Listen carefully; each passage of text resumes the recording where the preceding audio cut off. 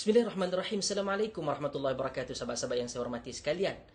Pada kesempatan ini saya ingin memberikan ulasan global yang melibatkan negara-negara tetangga kita yang mempunyai ataupun yang berlakunya musibah. Ia bukan sahaja pada negara mereka, negara kita juga mengalami musibah yang sangat sinonim pada penghujung tahun. Di kawasan utara Semenanjung dan juga sekarang berlaku di kawasan pantai timur, telah pun berlaku di kawasan selatan Thailand, juga berlaku di kawasan Kepulauan Sumatera di Indonesia.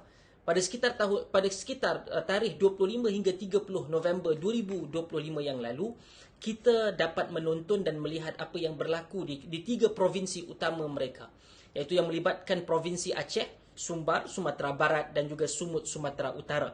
Pada sekitaran tarikh 25 hingga 30 November 2025, dalam seminggu itu, kita dapat melihat ada dua kejadian besar musibah yang berlaku, iaitu banjir bandang dan juga tanah longsor yang berlaku sehingga menyebabkan kesan yang begitu besar. Ia melibatkan ratusan, mungkin terkesan 3.2 juta jiwa. Ianya telah menyebabkan kematian mengikut BNPB, iaitu Badan Nasional Penanggulangan Bencana Indonesia, sekitar sampai kepada 17 November 2025, 1085 orang disahkan maut dengan sekitar 200 orang lagi yang belum ditemui, dengan kerosakan, nilai kerosakan mencapai 4.13 bilion US dollar, bukan ringgit Malaysia, tetapi adalah 4.13 bilion US dollar, satu jumlah yang sangat besar.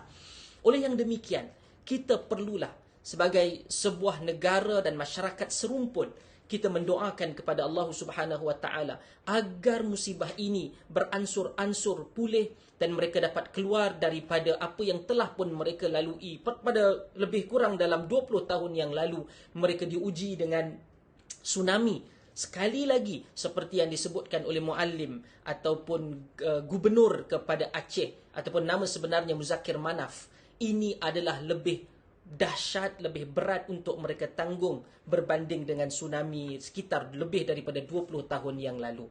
Maka daripada perkataan ataupun daripada apa yang saya sebutkan sebentar tadi, kita perlu untuk ada rasa empati. Sama ada ianya satu rumpun, bahkan kebanyakan mereka itu seagama dengan kita, iaitu agama Islam yang berada di Aceh, di Sumbar dan juga di Sumut. Mereka memerlukan sokongan, dokongan moral dan juga khususnya bantuan. Namun menjadi satu kekecohan, yang ini yang saya ingin garis bawahi, iaitu kekecohan apabila dikatakan bantuan-bantuan daripada luar, bantuan asing itu tidak dibenarkan. Dan bahkan ada satu kenyataan daripada Mendagri, iaitu Menteri Dalam Negeri Indonesia, Bapak Tito Karnavian, yang juga beliau adalah dahulu Kapolri ataupun Ketua Polis Negara Indonesia beberapa tahun sebelum daripada ini. Beliau menyatakan bantuan daripada Malaysia, kerana menjadi kecoh, bantuan Malaysia sampai antara yang terawal daripada luar adalah sekitar dalam 1 miliar rupiah, sekitar 300,000 ringgit, itu dianggap sebagai kecil. Saya faham beliau cuba untuk menjawab kritikan-kritikan yang ada di dalam negara beliau, iaitu seakan-akan dituduhkan negara itu tidak bergerak dengan cepat. Namun untuk meremehkan, ini adalah masalah komunikasi yang saya boleh belajar dan juga ramai di kalangan politikus-politikus ataupun ahli-ahli politik di Malaysia perlu untuk juga belajar, iaitu apa?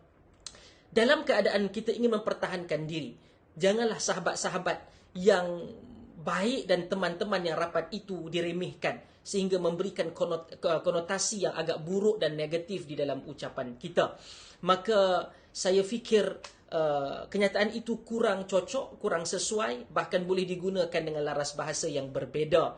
Termasuk juga menjadi satu kekecohan apabila wali kota Medan terpaksa untuk menolak bantuan beras daripada negara UAE kerana kerajaan pusat ataupun pemerintah pusat bagi negara Indonesia itu belum membenarkan ataupun tidak membenarkan sebarang bantuan asing kerana negara mereka disebutkan masih lagi mampu untuk melaksanakan penanggulangan, iaitu untuk memperbaiki dan bangkit semula daripada apa yang sedang berlaku. Cuma untuk berlaku adil, saya ingin kongsikan juga kenapa hal ini berlaku.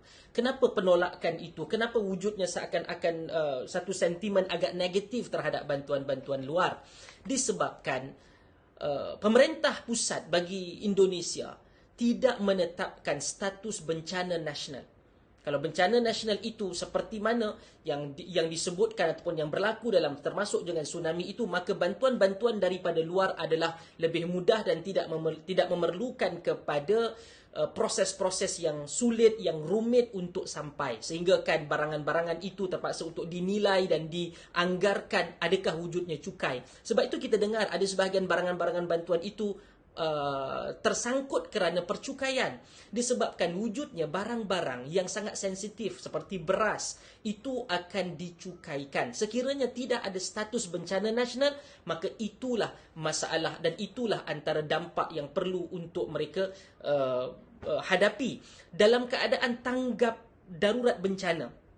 Maka mereka tidak lagi sampai kepada tahap bencana nasional, maka hal-hal seperti ini memang sudah dapat dijangka. Maka apa yang menjadi solusinya? Solusinya mungkin sebahagian di kalangan ada yang telah pun memberikan komentar, memberikan cadangan untuk para relawan, sukarelawan untuk hadir membawa wang dan membeli barangan-barangan tempatan dan menghantarnya berbanding untuk barangan luar masuk, kerana itu akan dilakukan pemeriksaan, mengambil masa, mungkin dicukai dan berbagai-bagai birokrasi yang akan terpaksa ditempuh oleh para sukarelawan.